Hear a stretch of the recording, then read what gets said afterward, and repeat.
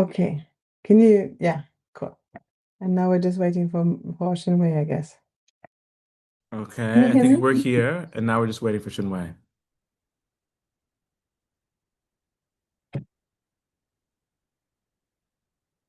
I love working together on this. It's Ah, so much more perfect. fun than when making one talk where all your only job is to make your own talk coherent.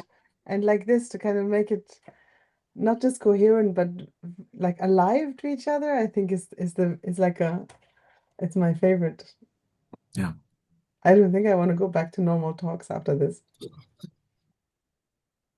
So, Wendy, did you recap what we were talking about in terms of? No, I did not recap what we were talking about. Yeah. We were recapping like some of the structure, like how we can do it such that there can be some reading, but also some structured improvisation.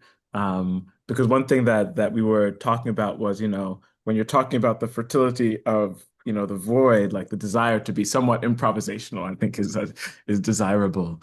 And so one of the things we were saying is maybe we could do two things, and it would be like redoing what we did on the phone call, which is begin with just like an introduction of the grain, and then have you read the text that you have in mind relating the Schelling and the void, and then, open up from there to something improvisational. So like two kind of read scripted openings, and then a conversation that emerges from there. And we could think about the timing of all of that. I guess my problem, I haven't thought about it yet in detail. The reason Sarah contacted me because she heard the talk about the quantum thing in Dublin. Mhm. And so I thought, okay, that I can try and compress to 20 minutes, which is going to be hard in itself because it was, I think, a 1 hour lecture. And then I thought, okay, I could do the thing that I didn't do in this talk, which is link it with the problem of individuation, how Exactly. something becomes a this. And at the moment, I've got like 5 hours worth of, or a book worth of, next book worth of material, of ideas that need kind of fleshing out. So I'm going to have to be selective here and let something go. It can't be Schelling and Scotus and individuation. So I have a question for you guys. Maybe because it is about the quantum void and the quantum topic is there ultimately. It's not just a question of continuum, but it's also more a philosophical question for both you and Xinwei. But where is Xinwei? Xinwei's here. I'm right here. Can you see me? I'm Oh, here. no. I'm one of the three. I don't know why is this. I'm going to open this further. Okay. I can see only. Hello. Have I got two Zooms open? No. You know what I it can see is? only Muindi and myself. Oh, Your okay, I see. I need to change the top The right. V mode. Yeah. Yeah. okay, share Zoom React chat Try gallery. participants. Try. Yeah. Copy video. And each of these has their own ways of oh here more. Whiteboard In settings. in your top right corner of your main Zoom window, there's a little set of 9 squares, tiny little 9 squares. Do you click on that? It gives you options for display, speaker, gallery, etc. So I choose gallery. Hmm. When you click on the Zoom, no, No, it looks different for me. I don't have it. if you go to Cecile, can you hear me? If you Yeah, go to I the hear top, you. if you go to the top right corner of your window, the black window, do you see a little set of 9 squares, tiny little 9 squares? Hmm. Well, No, it's a different setup on mine. oh wow. On the Zoom workspace, no, Okay, I've got mute video participants chat. It's okay because when you talk, the image alternates. When you talk, Shinwei, you come on as a kind of yeah. main. Oh, reset to Because it default. should be set to gallery. Your view should be set to gallery. Gallery or dynamic gallery. There's like Right. two modes. I don't know. It's new. This it's a slightly new setup. I can do full screen. Hey, why is this so difficult suddenly? Chat, Zoom AI, and it should be under more, right? Reset. No, usually it's on like the top right. There's Yeah, no, I've got only recording and AI and full screen. Oh, full Video screen? on. Maybe. But if I do full screen, I just see you on the No, whole no. screen in front of me. It's okay. Oh, interesting. Okay. This has thrown me off. I forgot what I was Oh, going but to say. you were saying that you have a book's worth of No, something. yeah, You yeah. have a So, philosophical question to ask. no, a philosophical question to ask to both of you. Um, Hmm. and it's really, I guess I'm going to have to improvise this because it's the kernel of what I'm working on for the next book. If it is the case that what you experience in actuality, so you one step back, you always experience the actual and the virtual together. Yeah. If you experienced only the actual, it would be a form of noise. There would be no category for identifying what you experience as something continuous, as something that has identity, as something that is familiar to you or not. So what you experience is both the hexaity, which is just, do you remember the concept of blackness without property? But Yeah. that would just be like being this without properties other than being this.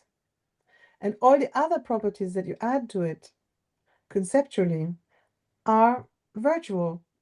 And where do they come from? They come from from memory and anticipation, which forms patterns for which you use either language, because you have concepts and categories. You have the concept of self, of I, of other, and so forth.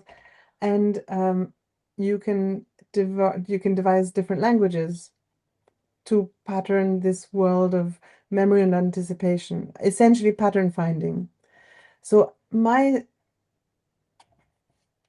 transpose this now to the question of quantum collapse, where you have the Hilbert space that is essentially a space of potential patterns, all the possible states that the system can be, according to according to the limited number of criteria that you've built into your virtual space. In reality, of course, there's infinite, but here you're only measuring, I don't know, position, speed, direction, or whatever else. So the question is what you and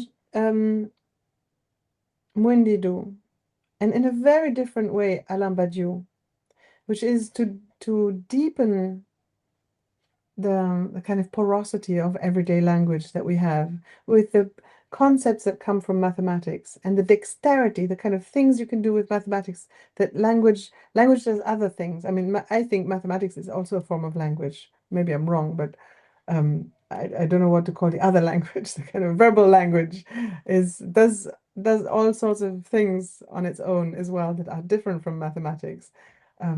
But there are things you can do with maths that you can't do with verbal language.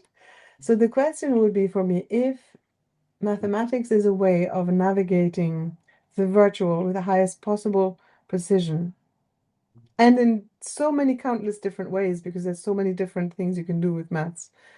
And it's also the way we come the closest to defining what a singularity is. But it's still a concept of a generic singularity. So you can mathematically define a singularity that is any singularity that has these criteria, but never actually a singular this, which my hypothesis is that the actual this is only something you can experience and not something you can nail down conceptually, although it is cloaked in virtuality, so the concepts do belong to it. And the continuum does belong to it too. So the question I don't know yet is whether there is a continuum that is described in language and in maths, and there is a continuum that is as actual as the singularity, and I don't know what the difference is between the two yet, or I think between the that three rather. I think Xinwei and I are probably going to say something similar. I'm interested in how Xinwei is going to say it, but I think that for both of us, the Hilbert space is already something that's moving away, in a sense, from the virtual. So it's kind of already like a kind of filter or a Are sieve. we recording? Are we Yes, recording yes, this? yes. Yeah. And so I Okay, think, good. and so I think so one of the main difficulties is the Hilbert space is already, if you're talking about that continuum, it's already moving toward the continuum of actuality, but there's something beyond the Hilbert space, let's say, towards the realm of virtuality that's closer to sensed experience than the Hilbert space is. So So I yeah, admit I But think there's something but really exciting happening, but I got confused. The Hilbert space moves well, away from the so virtual so or like from the let's actual? let's leave that to the side. But I think the first thing I want to say is the Hilbert space does not in any way capture all the virtual possibilities. No, Instead, just the ones it decides it tries the to yeah. Hilbert space is, already, let's say, um, an imagined set of actualizations. So effectively, the Hilbert space is a kind of priming for a certain degree of actualization of the virtual. The virtual has many possibilities, potentialities in it, but the Hilbert space is a particular, you know, priming of that space to realize a certain set of discrete phenomena. Or well, let me stop it there. I don't want to say it that I don't have the correct language, but I really want to say that the Hilbert space has to be dethroned a little bit from its capacity to account for the virtual. yeah. So in terms of the conversation, what would be really helpful perhaps is to say what you're saying, Cecile, right? And that's the key question you have in progress. The question is, how does one go back and forth between non-being, or better, not being something, to Mhm. being something, and even this singular thing here and now, or between virtual and actual? So that one question, if you unpack that question, that would be already great, amazing, without referencing particular domains of actuality like Hilbert space, without even mentioning the word. Okay, um, or for that matter, talking about collective movement or dance or sound. Okay, so but you unpack that question. What does it mean being, not being? What do you mean by singular? What do you mean about virtual and actual? Okay, but in philosophical terms, unpack that. That would So be before we continue, just uh-huh. a genuine question to you, and I don't have the answer to this at all. I don't even know if the language I'm trying to devise here works, because in our last conversation, Xinwei, and this largely comes out of reading, being stimulated from reading the contents for your new book and some of the conversations we've had.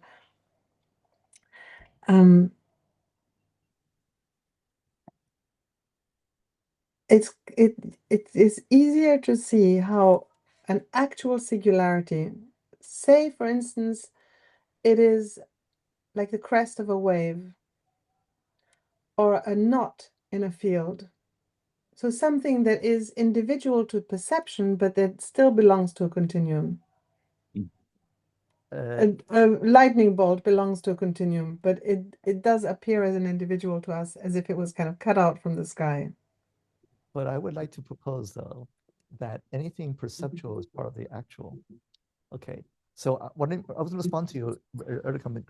So just before we get to perception, which is it's a kind of worms, yeah. Is another level of difficulty. The question I was trying to get at is whether the mistake would be to say the singular individual is actual and the field is virtual, or whether the field is actual and singular actuality is a particular constellation. I don't know yet what the word is for I this. think we should flip it. Sorry, let me just. I have a particular reading of this, which is the singularity of a thing is its emergence from the virtual, and it's not its actualization. When it's Right. fully actual, then it can be assigned particular, but it's the emergence of Yeah.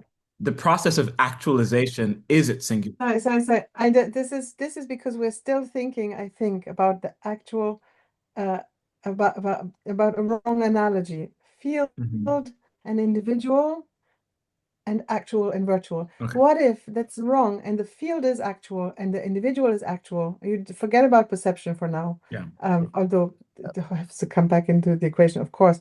The question is, with respect to the field, is the language used in mathematics, for instance, a virtual field Wait, that sorry. shadows Yes, the but there's field? we should not say the field, THE. That's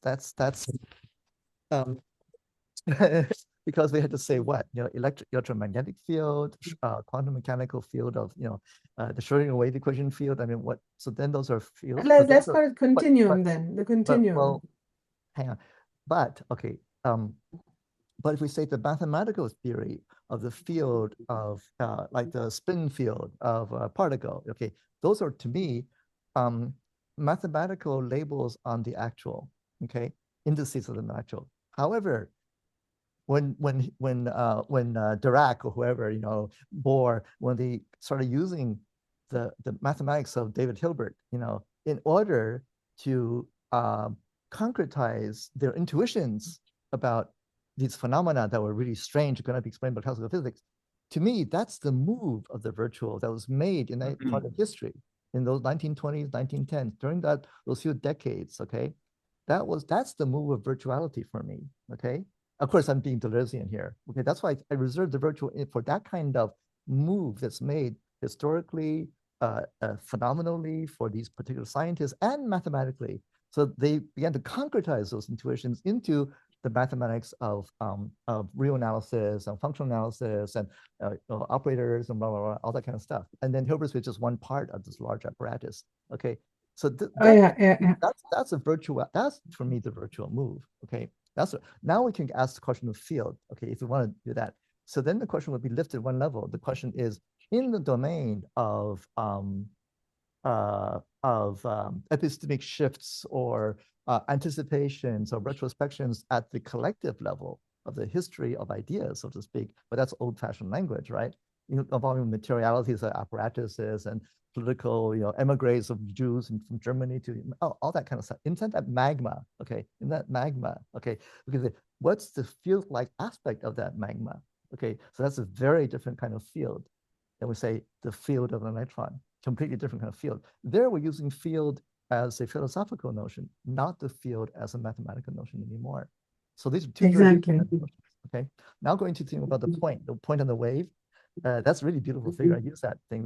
So what is a wave, right? In the ocean, the water, it's not the water molecules. Water molecules just going up and down. That's all they do. If you look at one molecule. And then the wave is what passes through these different kinds of molecules, and it has a shape as it goes across. It's an amazing figure, right? A really amazing figure.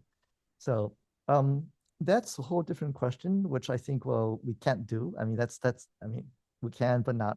No, I know this was just for you and Muindi, because my underlying question is this. Both with the language of the history of philosophy, let's say the concept of Hexaity or others, what Scotus did that I think is really interesting is that he pointed to the edge of language, the capacity of language to say where it ends, and that you take this off. So it's a very interesting concept, non-concept, that thisness, because it says, it designates a singularity while also saying I cannot say anything else about it. But not being able to say anything else about it is important to say in language. So it is like inhabiting the full stretch of the virtual, which is language, until the edge where it becomes actual. So when people say Hexaity, if it has no properties, you can swap them, because it doesn't matter, my Hexaity and your Hexaity, if what's singular about them is not a property and they have no properties, then there's something universal about Hexaites. They're the same, but of course that's logical. If you're in the space of logic, you can totally swap Hexaites. If you're in a Hilbert space, you can totally swap quantum entities. But if you are in the logic, poetic logic perhaps, gesturing towards what's beyond language, of the grain of the wood, for instance, or of a continuity that breaks, then it's not at all swappable. The actual occasion in this here now is not at all something like any other, and you cannot cut from it the texture and the grain of the field, which is actual to it. And the difficulty is to understand what is the virtual with respect to this. And Deleuze doesn't help me personally here at all, because he turns this question of singularity of Hexaity inside out. It's for him that the singularity it's first of all, it's not the individual, but for Scotus it was individual. And individual doesn't have to mean for us a cut-out entity. Individual just means that it is non-transferable to something else. It is Well, it is yeah, yeah. I don't want to use anybody as a Bible at all, of course. But I think there is a way to maybe adopt some of that into talking about the thing about the question you had about continuum in the following way. Maybe because there does say okay, I don't want to go into scholasticism, okay, but I just want to use one thing. He has a nice notion about intensity versus extension, right? In this idea that intensities are not exchangeable. My motion of my hand like this from right to left, my right to left, okay, is not merely first this part and then that part and then can exchange those two movements. That's ridiculous, right? I have to go to this part before I can go to the second part. And same thing for boiling proteins or whatever. The first 5 degrees are very different than the second 5 degrees. You can exchange from going from 20 to 24 for 24 to 26. You just can't do that, right? It doesn't work that way. So the non-exchangeability for me, but also this happens in a continuum. Okay, so maybe that's a way. Not I only use this as a figure of speech, but maybe that's a way to think about exchangeability as something that would be like a no-no, right? Um, and then that's a way to move, perhaps, this is just speculation, right? From hexaity, which we think of as pertaining to a particular thing, like an atom, which would be kind of probably a mistake, to thinking of more like this is a way to speak about, like you were saying, the edge of language, but then in continua, in the continuum of being. Okay, this is just speculation, but this is a way to begin to break out of my habit of applying it to particular actuals, right? That would be problematic. Yeah, I mean, I feel the same way because I feel like what Deleuze is kind of getting at is and I don't think, and again, I think that this is different from anxiety, but it could be informative, is that, you know, the hex the hexaity of something is in some way, shape, or form related to its happening. Like it's not simply, at least as I am not a scholastic, so and I'm reading all neither am I, and by the way. I'm also reading all of these scholastics through a kind of discourse that I want to understand that's more contemporary instead of on their own terms. So I'm not speaking for Of Duns course, Scotus. likewise, Yeah. And likewise. so when I'm reading Duns Scotus talking about thisness or other people referring to the thisness, I'm not in my brain, I'm not hearing thisness as this thing right here now in the sense of in a moment cut out from the world. I'm hearing thisness as this thing happening within this continuum of, events. So this thing happening and now isn't now as in a moment, but now is a duration. And so the thisness is, that's why I feel like it's not exchange. I feel like I have a difficult time Yeah, because yeah, yeah. time is so important. The difficult thing here is that when you have a continuum of time, for instance, Yeah. then you get into a whole other set of difficulties when you think about the past and future, for instance, And this is and actually, whether what is the actuality or virtuality of the past and the future. and this is actually why I keep using the musical metaphor of when you hear a rhythm shift when something is added and you hear it as new, it has that exact kind of thisness where, you're hearing it, you were in one rhythm, and then something else comes, it shifts all of the rhythm and you recognize that it has to do with the thing that just arrived, but the thing that just arrived can't be recognized as changing the rhythm in a singular way if there was no larger set of rhythms already at play. So it's kind of like the tension in time produces the thisness of that moment right there was a moment that emerged from there being a whole set of other rhythms and then this new element added, but you can't understand the new Could you element look? Could you without imagine? referring Because back and forth. what I'm grappling with is the question of the actual and the virtual, which initially I was interested in when comparing Hilbert space, the kind of quantum wave to the electromagnetic wave of light. The two different, let's say like this, the electromagnetic wave of light, even even though it's still a mathematical language, but it tries to refer, it's at the edge of mathematical language to refer to the actuality of a field that is the electromagnetic field of light. Whereas the Hilbert wave function is a different type of virtuality from the gesturing towards the electromagnetic wave. Oh, sorry, what do you mean by It's a wave rather in this kind of a set of possibilities. And the difficulty I have with Deleuze rather is that this Lautmann inspired, and I don't know much about Lautmann's mathematics, but the idea that singularity, I think the concept of singularity comes from mathematics for Deleuze, from Lautmann's mathematics. Is that right or wrong? Okay, well, mathematics is more about, well, from what I understand, is from the whole notion of Riemannian geometry and fiber bundles. So singularity there can have different meanings, but usually it's like a point in a manifold. But let me just wrap that up and pause. But let me ask you, what are you thinking about when you talk about the virtuality or the virtual of light? Okay. I'm thinking right now, the one way of representing this is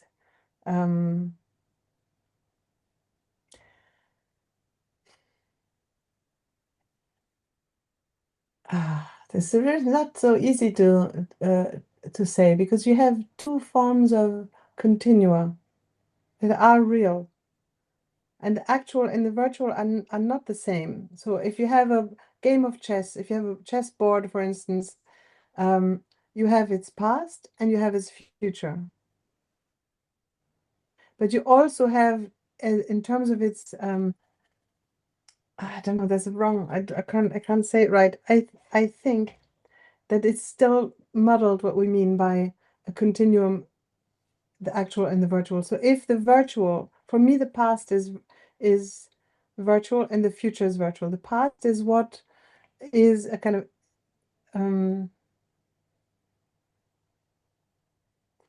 sorry, this is not easy.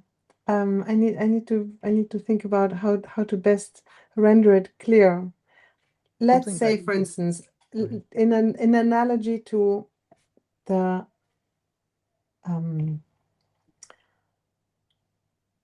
electromagnetic field, that there are other fields that are actual continua, and they cohere, they exist together, and they're not limited in space.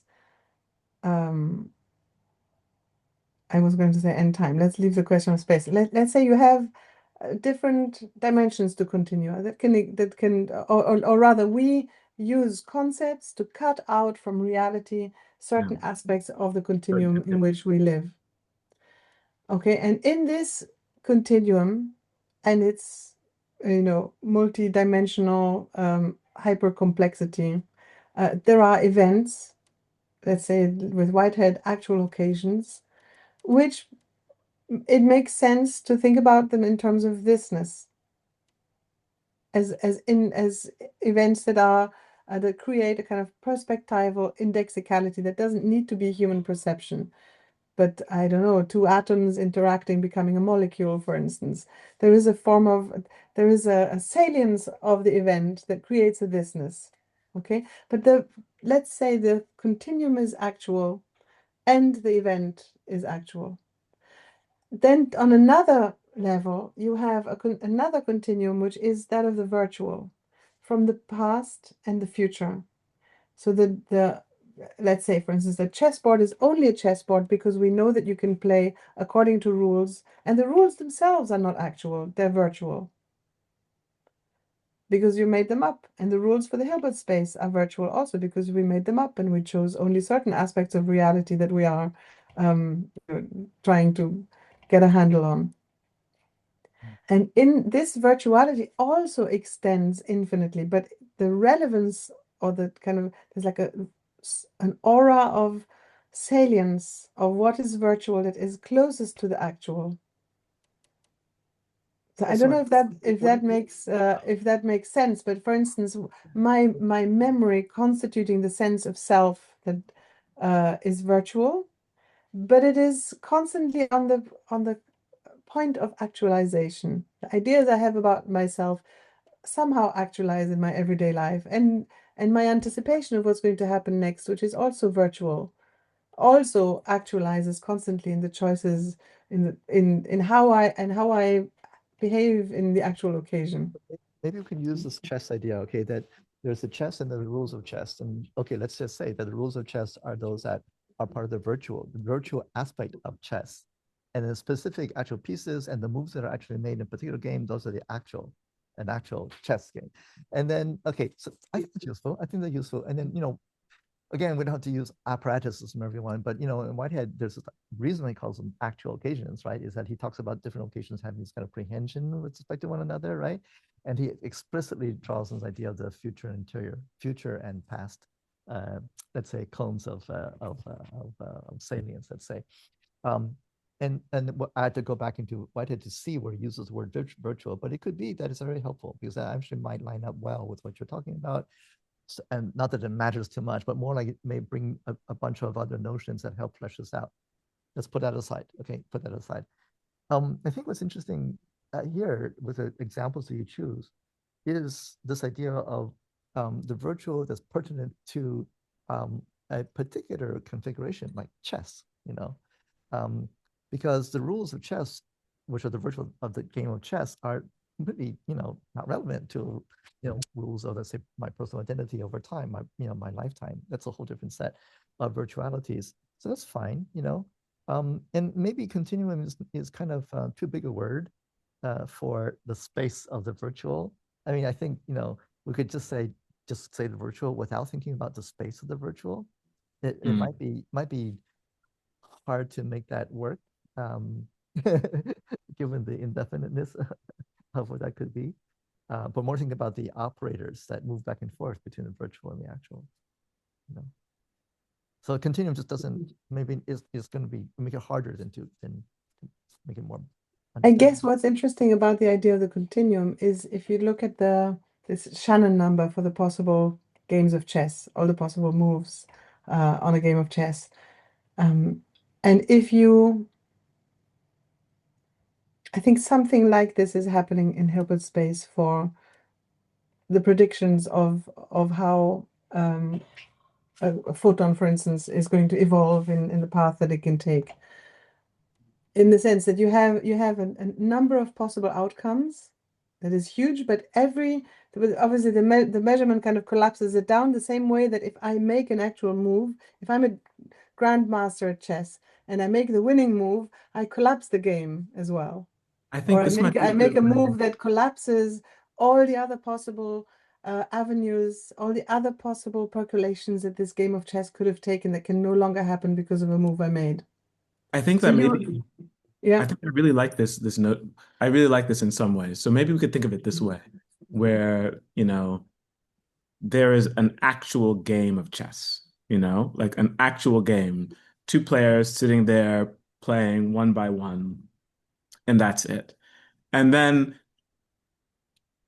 rules have a greater degree of virtuality than the actual game of chess. But then there was a period in which chess was, let's say, more or less not fully formed as a game. And so now we have the actual rules of this actual game of chess, but then there was a set of more or less contingent, not fully made rules. They're not fully made rules, but there were these virtual things that people understood to be chess before before there was an actualized set of rules. And then above that, this is how I was thinking about, the movement from being nothing at all to something. Above that, there is like games, And so there's this whole virtual set of things that are games, and chess is one actual game. But chess being one actual game does not mean that its rules are fully actualized yet, insofar as there. And so for me, this is like the whole set is like the Hilbert space is virtual in a sense with respect to the physicist who's actually doing an experiment. But above the Hilbert space, there are all sorts of other virtual ways of possibly representing that mathematical scenario. And so that's for me how I move through. And so it's these degrees of virtuality going up and down, and all of them are contained. And at any given moment, this is where I actually like Deleuze, is like Yeah. you can have like a moment of de-stratification where Yeah. suddenly you're in the moment of a game of chess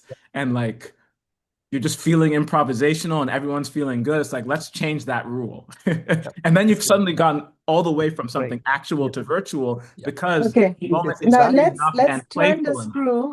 Uh-huh. Let's turn the screw one whole turn But before we turn the screw, further. let me just go and add to that before we turn the screw. Don't lose your thought. But let me build on what that's exactly what I meant about the kind of the historical phenomenological conceptual moves that were made in the early 20th century to the development or rather the use of Hilbert space theory in order to account for quantum phenomena. Okay.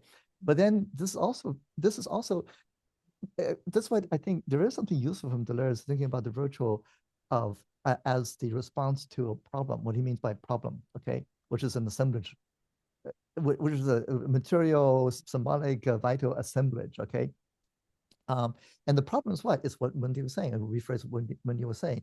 The problem is a board game abstracting from war, to put it cogently, okay, which could be unpacked more and more. But then there's various responses to that problem of what is a board game of abstracting from war to various kinds of layers of different kinds. Those are the moves of virtuality, which is exactly how Deleuze would think about the virtual as the content, that kind of content of And I'm going a to give you problem. one example. So I was kind of going to finish on this example where I have a chess set. You know, my dog chewed up the knight on my chess set. It's in pieces. And so whenever I set out the chess set, I still have that knight that's chewed up in pieces and I put it down there. And because we're feeling playful, me and like, you know, I had my boss's kids would come in and I would say, this knight is the ghost knight because it's dead. It's an undead knight. All you could see is its corpse, but we could move its corpse around. And so then we came up with different rules for how the ghost knight functions. And Yeah. so this thing that has nothing to do with the game of chess, my dog eating the knight, you know, causes a shift, you know, in you know, and so for me, it's like, and this is what I was thinking of when you wrote the thing to Sarah in the comments is like that's exactly one such thing. A dog eats your chess piece, and suddenly you're in a game with another human being and you have to explain why the piece is there. And you can move and change the rules to give that thing that actually happened a new virtual represent, you know, a new meaning. So for me, that was like that's a very complicated way of like how you go from the rules, they're the actual rules, but then there's this virtual realm of possible rules of chess. And now I've gone up to that virtual realm of like the possibility to say, well, a knight can be undead. And that's something that's, you know, it comes from a whole set of cultural milieus. We understand what zombies are, and so like that. And so suddenly, like it becomes much more, and then it becomes an actual rule, and we play with it. But it was something that was available in the virtuality, Yeah. you know, in some way, shape, or form. To say that there could be an undead knight relies on so much Yeah. cultural, you know, understanding, relies on the fact that there are actual rules, Yeah. relies on the fact that, you know, Yeah. there are rules about how the undead interact with the living that we Yeah. kind of have in a virtual. And so for me, like that was like a moment that was like So can I virtual turn and my it can became I do actual. a big turn of the screw now? Yes. Continuity is what allows that. Continuity could be an Yes, aspect of the virtual that allows us the blurring over. yes, Yeah. yes, exactly. Mhm. I think there is both. Everything that is possible belongs to the virtual. Although I don't know how the past relates to the future in that respect. There's a whole other problem to be solved. I think But Xinwei had a not good comment on that though, which I'll bring up in a but the moment. fact that your dog chewed that piece entirely rearranged the um, connections of salience, of which region of the virtual, of the continuous infinite virtual, suddenly became salient, and as a result of which other regions of the virtual are also salient that weren't before. All the semantic connotations, all the cultural connotations. So it's as if you had a infinitely rearrangeable, infinite continuum of the virtual. And I don't know how past and future interact yet. This is also very exciting, but let's turn the screw one time round, a whole time round, and radicalize this idea of blackness without properties to speak of actuality without properties. I think I'm trying to get to something like this, that actuality without virtuality is a form of pure noise. So everything you can designate by a group or category, as a rule, as a chess piece. So it's so the actual and the virtual are soaked in each other. But let's put it this way, the actual without the virtual would be pure noise, and anything that makes a pattern both salient and predictable, memorizable and predictable, that's already the virtual, I think. That's the creation of concepts, essentially. Whether they're mathematical, or whether they're rudimentary language, or whether they're even, animal sounds. This sound is for alert, this sound is for wooing. The fact that we make things memorizable and make things anticipatable, I don't know if that's a word, that is the kind of inter-soaking of actual and virtual. Is who was it, a Portuguese poet, who said, we never love people, we never love individuals, we only ever love concepts. And I would like to say the opposite.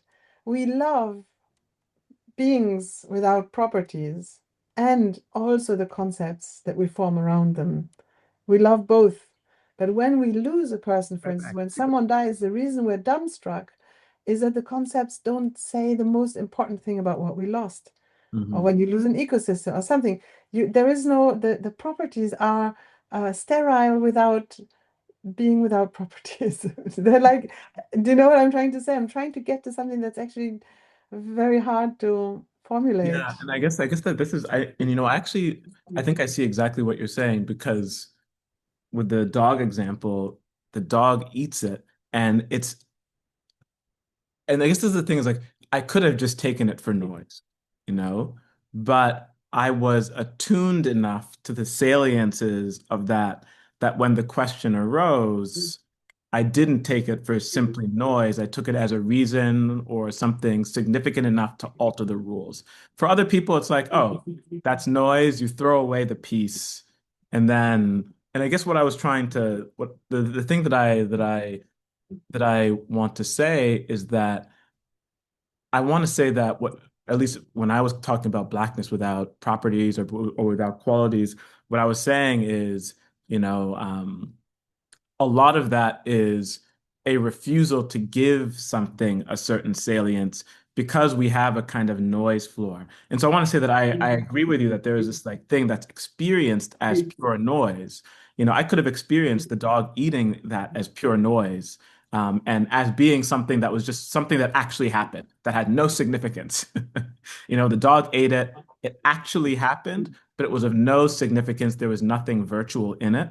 And I guess this is why I'm interested in like going from actual to virtual and back again, is because when you get to that actuality that has no virtual qualities, I think that there is a need to go, there's a need to go back. And so the actual isn't the enemy in any sense. The No, no, actual no. is something, and I think that's what you're getting at. Like the actual So could be I something I really think that profound. And then in an you almost don't have Platonic, something virtual. And so you have to like you have to do the work of turning that which is noise and giving it a kind of salience, and then you give it a virtuality. But I think you're right. Like the actual can be given some kind of virtue.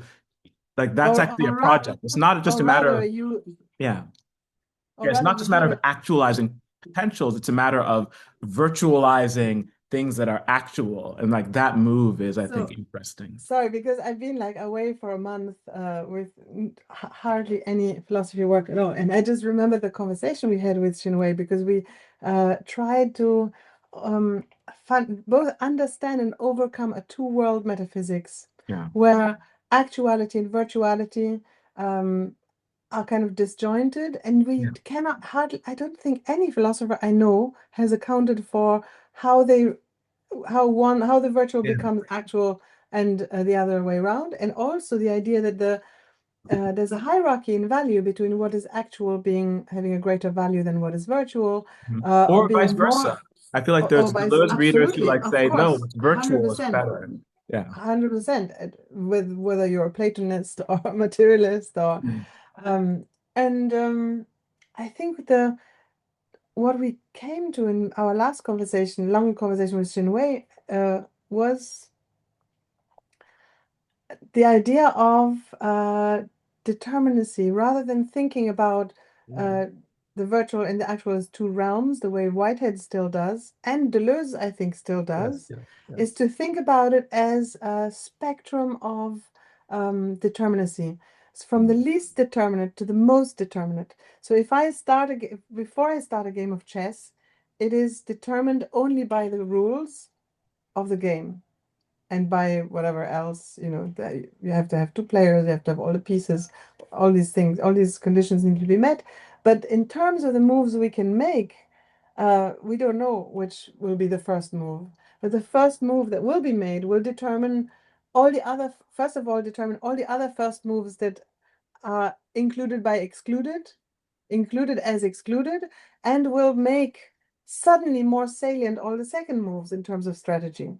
And I think So yeah. so if you could think, for instance, rather than thinking about two worlds, think about the virtual as a continuum of indeterminacy, from the most indeterminate to the most determinate, and the most determinate is simply the individual, is the Hexaity, because it is the kind of perfection of being, in the sense of, I mean, Scotus calls it a perfection in the sense of yeah, go ahead. And I guess Go ahead. one thing I was going to say is one, that's a very nice teacup, Xinwei. I can't see it. Oh, And yeah. Show us the Oh, yeah, that is gorgeous. yeah. And the other thing that I had in mind was, one thing that I've been trying to deal with is, so let's say you have these degrees of indeterminacy, but what if, and this is kind of like my particular thing, is what if one is unsure or uncertain of where one is on one's line between the determinate and the indeterminate? It's like that's what I think is like that's what makes it more of like a, where one leaves it unclear. And I think this is what you leave it unclear as to whether something is going to be totally actual or remain nothing. And you kind of leave it because I feel like there's this, once you have the degrees, there's like a desire to be able to, let's say, traverse the degrees in a specific direction where one goes from the most indeterminate to the most indeterminate to the most determinate. And like you have this idea of the evolution of something along those lines, but something can also move, back and forth between gets more determinate and then less and more and less and more and less. And that can have some functional properties. And so like the movement along that, and can that be done in jumps, or is it, yeah. I think it can be done in huge jumps, like it did with the chess piece that was chewed, for instance. But maybe there's no line. There's no line. I mean, there can be artifacts that look like lines of movement. Yeah. But maybe the question is something like this: is something like, see, if you say all possible moves of a chess game, but that's the matter of possibility, which would be, and the possible is a matter of existence. Whereas, as I think we're agreeing that virtual is part of the real. So it's not a matter of it exists or doesn't exist. It's not a matter of possibility. That means the potential is really different from the virtual, completely different notion. Now, giving the virtual, for example, we played this game, it evolves over history. This game happens to be chess, and we now know how to play chess. We play this particular game. But then it could be that maybe somebody outlaws chess. We're living in a country where some dictator decided chess is illegal. That's a whole different kind of move, right? It's not a matter of potential games of chess. Or maybe a truck smashes the house or smashes the board. That's indeterminate situation, right? This is Giuseppe's famous example, right? It just knocks the board out of our house. So that's an indeterminacy, right? That's not about changing the rules of chess, just indeterminacy, right? So if we talk about degrees of determinateness or not determinateness, then we're talking about that kind of the much bigger field. Even within the game of chess, you have the actual game of chess as you play it, but the actual moves that take place only have salience because of other possible moves that were there. And so in order to understand the actual game of chess that took place, you have to say, well, he was protecting against this move and he was protecting against this Exactly. move. So like all those virtual games are in the actual, like they're always there Exactly. determining the path of the actuals. And the Exactly. only way to determine the actuals is to like be attentive to all the virtual possibilities that the master, and actually the greatest chess master is the one who has all, who actually like, it's not like they're the best at actualizing their game. They're actually the one who's like attentive to all the all the potentiality. Exactly. And even maybe they even know like chess used to be played this way. And this is why, this rule was invented in chess because people did not, like castling is a bizarre rule. Yeah. But having some kind of idea as to why it's there gives you a different kind of ceiling, like as to why that rule was invented and to whom it's referring or to what apparatus of war it signifies makes your game of chess more beautiful than somebody else's. So that's a There's whole, also yeah, there's also these other games that are not chess. You see, in the like mind. Go. Yeah. In other words, there's all this kind of yes, there's the rules of chess in this game that I'm playing now, but the virtual of this is more than that. Okay? Yeah. Exactly. All It the is things not that are just not more. chess I think play, it is infinite that are, Mm. yeah, and it exactly, is that are not chess continuous. play, not the particular chess game, right? But it's in the game, It's in the like a game. chess It's player already was like, used in the I actually game. was thinking about this football maneuver as I was doing this game of chess. And it's and so you would not Exactly. understand what actually took place unless you understood that actually Yeah. it was doing something that's more of a football maneuver than So the line, Exactly. this idea of moving along a a line. Yeah. unidimensional path, it maybe is okay, but not enough, right? Because maybe so maybe it's more useful to think about situation rather than saying a particular object or even a particular event, but think about situations which are polymorphic, right? And it has some extended notion to it. So it's not a point like compact body, but the situation. And how does the situation look at the virtual of the situation, right? So are we at war or not? So according to U.S. Constitution, only Congress can declare war, but Trump goes and bombs something, and there happen to be fishing boats, in the Caribbean. So is that act of war or is it a crime against humanity? That. So And so this, Xinwei, we also talked about emergent possibilities. So one of the critiques that you said, you reminded me, I think Deleuze made of the possible, of the virtual as possible, is the idea that the possible is pre-given. The seed of the tree, what, sorry, I'm swimming between languages. The seed of a plant, let's say, contains virtuality, the possibility of the grown plant, of the mature plant. But we're talking about a different notion of possibility, the possibility that is that has both adjacent and distant possibilities. And the question of adjacence or immediacy is one of salience, but that can change very suddenly. Yeah, and I guess Completely. I think an emergent event, for instance, can completely change the salience of what is possible. But can I ask you both now this question? Okay, because you say salient, it could be brings up the question of subject. It brings up the question of for whom is this salient, or for which topology is this salient? And then, but every topology is also a choice.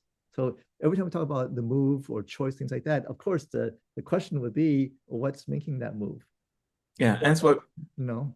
Yeah, I guess for me it's like the in order to avoid that, I always say the term resonant, because effectively with that moment with the dog and the chess piece, the looking at the chess piece's disfigured, shape was resonant with the disfiguration of a body of a soldier, which was resonant, and the fact that I could move that shape resonated with the idea that it could be undead because I could make the corpse, I could animate the corpse.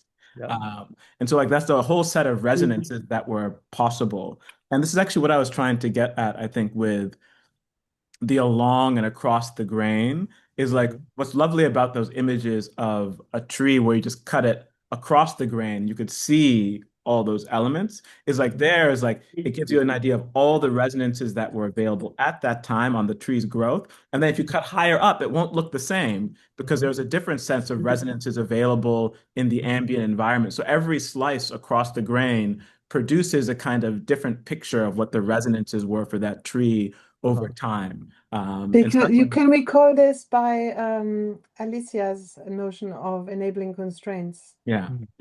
Those You are can call it a kind of aura of salience, or defined by its enabling constraints. So you have each actual occasion has a margin of play that isn't infinite because it is constrained by this aura of enabling constraints, which can change in the future very radically and very suddenly as well. And So they I are in do, themselves infinite, but but each actual occasion has still a kind of a margin of play that borders on the infinite.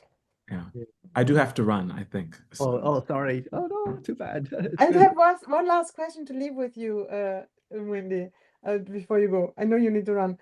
If you think now of this continuum of the virtual, both extending every which way, and now let's think about also a continuum of the actual occasion in terms of fields, and so that each actual occasion belongs to the actuality of an infinitely extendable fields, continua, whatever you want to call them, with infinite complexity.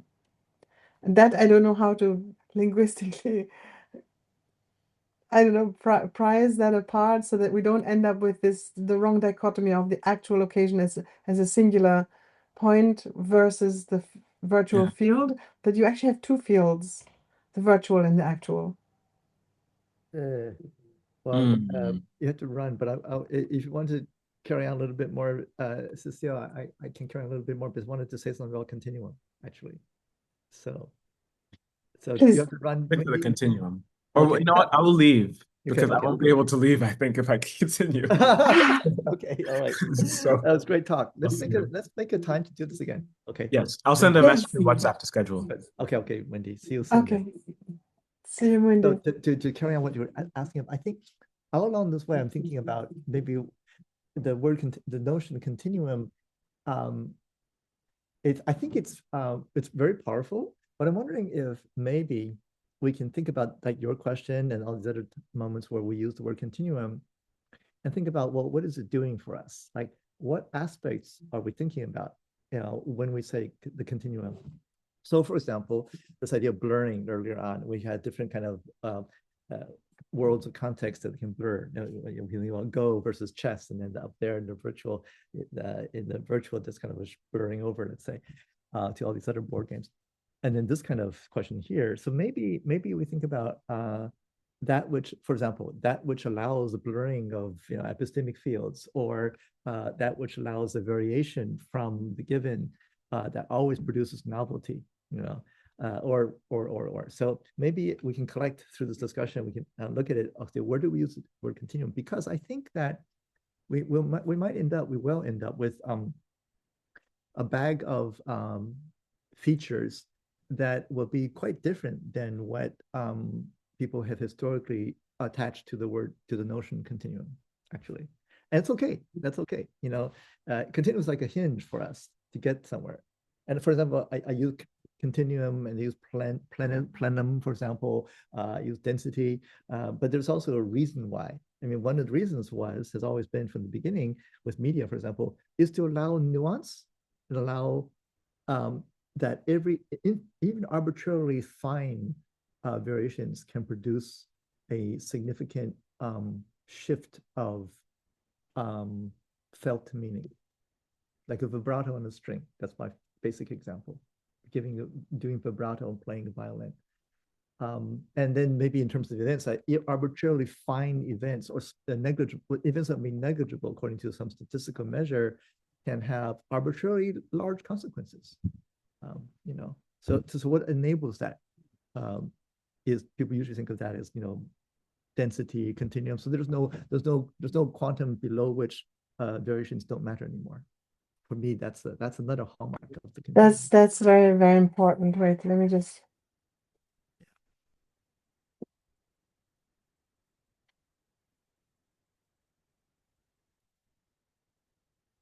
Speaking of all this, I was talking to Muindi the other day. I said, that this book I'm working on right now. I don't know about you, but I have basically something that's only readable by me, not by anyone else.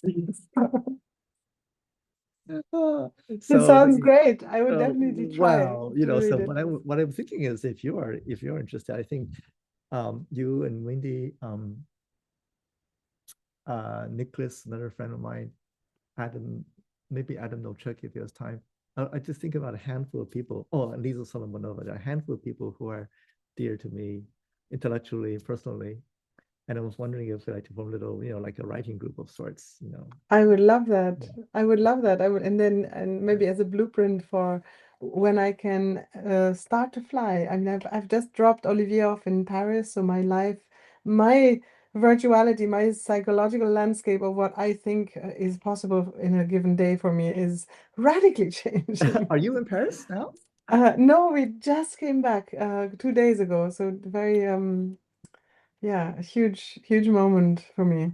And I'm hoping that that my brain has outlasted all this life and menopause and children and stuff, and that it can But still function, because I've been waiting for this moment for my brain to have the space and time to actually do the work of all the things that are flying around up there. But yeah, I there's need so much to. already so much, so much. So okay, so then something like that. I mean, like I'm thinking of our group, our indeterminacy group, as a forum, in fact, as opposed to try out pieces of this book, and same for you. Yeah?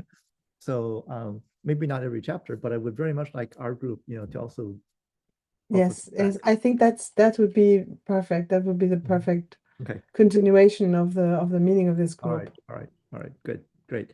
So that's what I'm hoping, that maybe in September, with our first meeting in September, I can offer to share before that the first chapter. I'm going to see a version of that. So I'm wondering. Okay, so Wendy's going to be there anyway. Yeah, I'm wondering if that would be a time. Well, I guess we should run it by Jagmore and the other folks. If I'm wondering if maybe we could invite the other friends who said they might be part of this reading. Like Yes, of course. it's a way also to enroll them in a way. Lisa Yes. Solomonova, and they may not, but Lisa Solomonova is an old friend of mine. She was my former student, and PhD, now postdoc, etc. But we're family friends too. Her kids have grown up alongside Corinne. So the thing is, we also invited Lucia, right? and she's coming. That's great. A different kind Should of. should I invite also this other really interesting artist I met in Dublin, who also I don't know if I mentioned him to you, who did a very interesting presentation on diagrams. He trained as an engineer and then became an artist and looks at diagrams from the perspective of the artist, but with the knowledge of the engineer. It's super interesting. And I put him in touch with Lucia, and it could be a nice opportunity for him, perhaps just to sit in if he has time. And yeah, I think if you're okay with it, then I'll ask the rest of the indeterminacy group if they're happy to invite him just to sit in. But what is she going to present alongside you or after you? Or? No, okay. I was thinking of this as just more like an opportunity for Lucia to introduce herself, right? But very, very briefly, just like 5 minutes or something like that, 4 minutes, and Q&A. It's more a way of gently, having her meet other people. Folding her in. Because I would say that I would think that maybe I would be interested in a whole session around diagramming, like what you did with her, basically. Yeah, in that case, I would contact the other person whose name I will fish back from my emails. It's worth a whole session, really. Yeah. And we can all say something about that. A series of sessions, really, because I think it'd be interesting to see what the paper that Jagmore wrote for the Angelaki, for instance, about diagramming, about the Shannon diagram, and what you could do, which of the presuppositions you need to take away and then rebuild differently. It's a really good piece. It would be nice if she could present that to us. Actually, have a good session. We have a good session for that.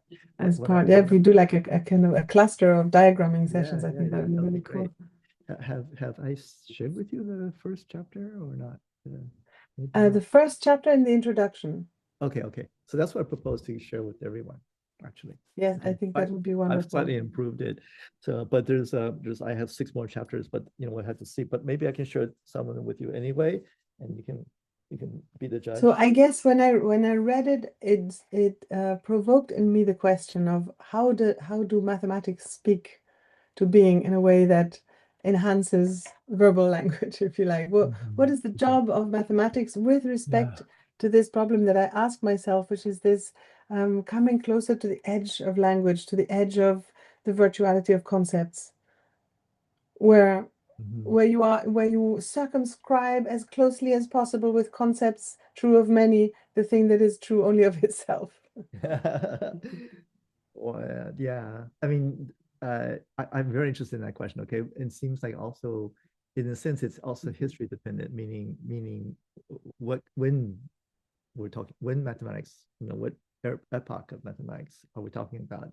So, because 20th century to let's say now for 100 years, the modern quote modern mathematics is really dependent on being able to be formulated in the syntax of language, sorry, logic and set theory. Yes, that's kind of syntactical. But the other part is proof, this idea of a mathematical proof. Of course, mathematical proofs went back to Euclid before, right? But in a sense, this idea, just want to roll back, this idea that that's kind of the calling card and the main activity of mathematicians is to actually create proofs of statements or disproofs of statement. Definitions, axioms, these conjectures, they're all built to building a body of theorems for which there are proofs, and the proofs are kind of the bread and butter. That's what gives it the texture, the flesh of it. Now, but it's changing. Not but, there's changing the move for category theory and stuff like that. So I'm wondering if, for me at least, the bread and butter part is making proofs actually, and that you have a strong distinction between that and poetry, between that and novels, between that and forms of language based on human languages, Chinese or Spanish. So that's a very, very big difference. And a lot of people who kind of talk about mathematics and philosophy or humanities don't talk about this proof-making activity, because that's the actual activity of the lived experience of mathematicians. That's the activity. All the stuff about representations and set theory, and that's all kind of. So if you were to take this back to our conversation about a kind of infinite continuum of the virtual, of possibilities not limited to given possibilities, but including adjacent and other possibilities, I'm wondering whether the making of proofs is a creation of a kind of a kind of infrastructure of the virtual. Interesting. Very interesting. Wow. Oh, that's a very big question because in the book that I'm working on, it's about sense making, right?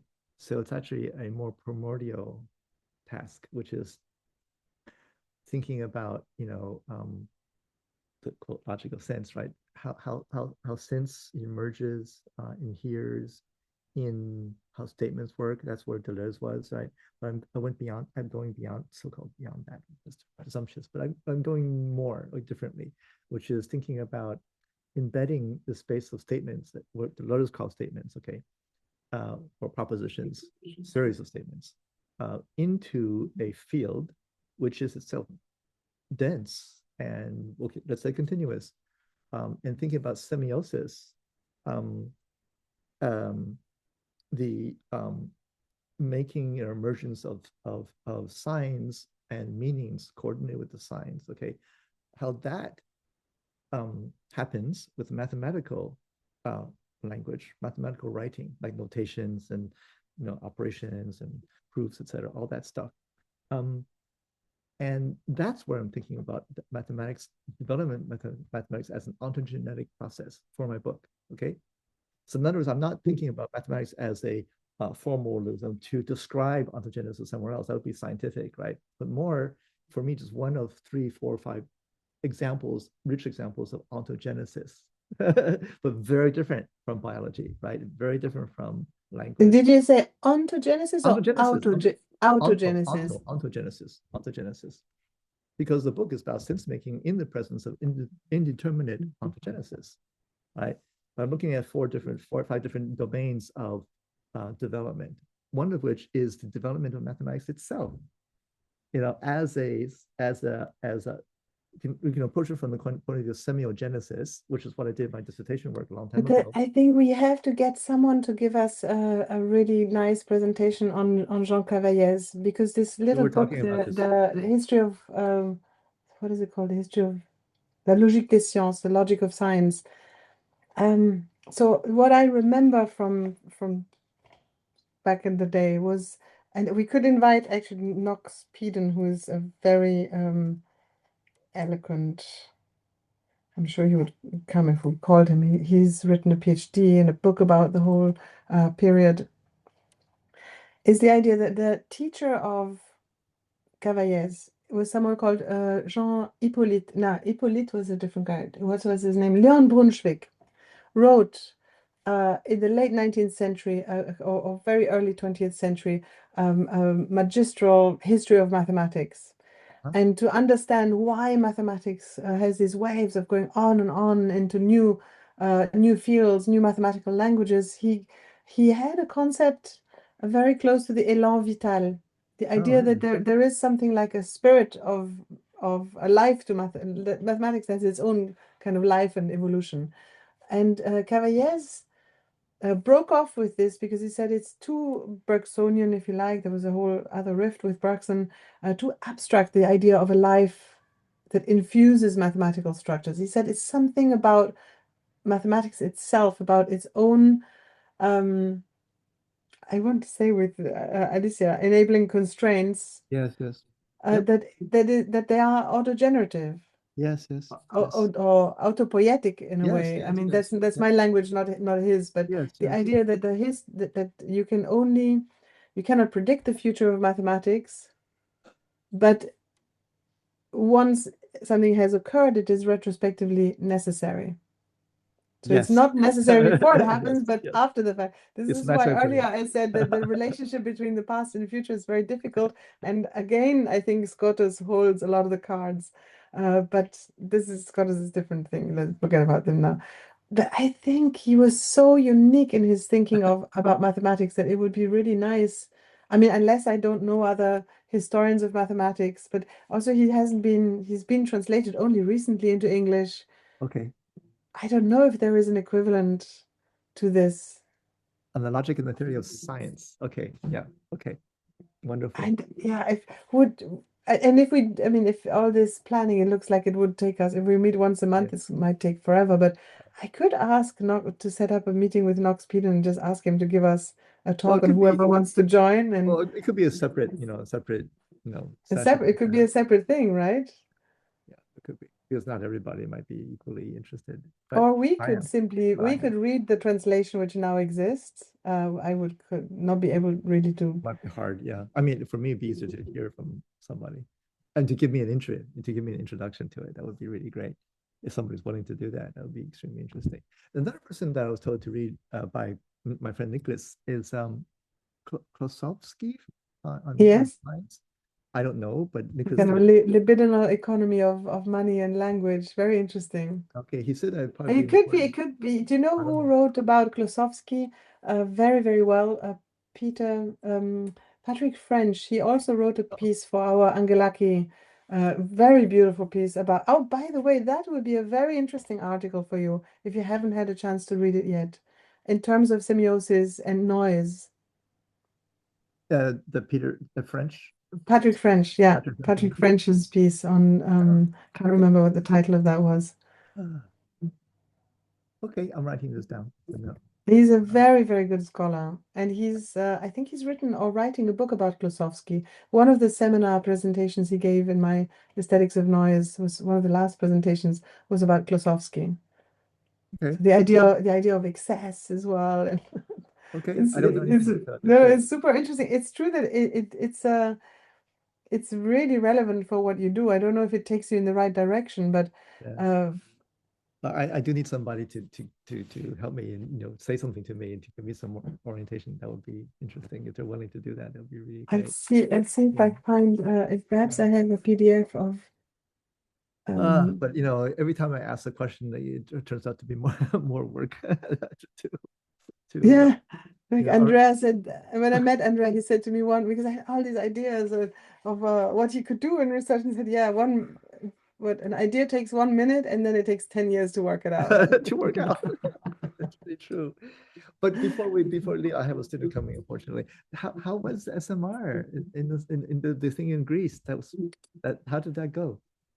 It's only happening now. I'm leaving on Saturday for 10 days for a long week. So a week Wow. and 2 weekends. And That's great.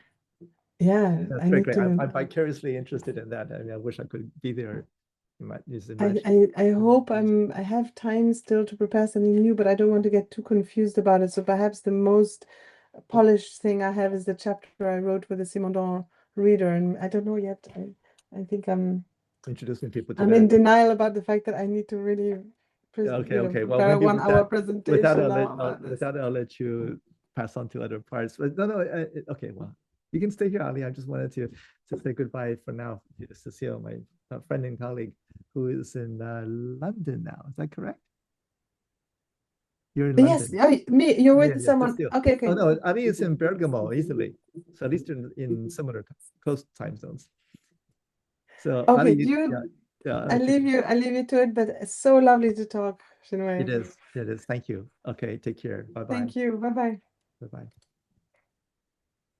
So hi.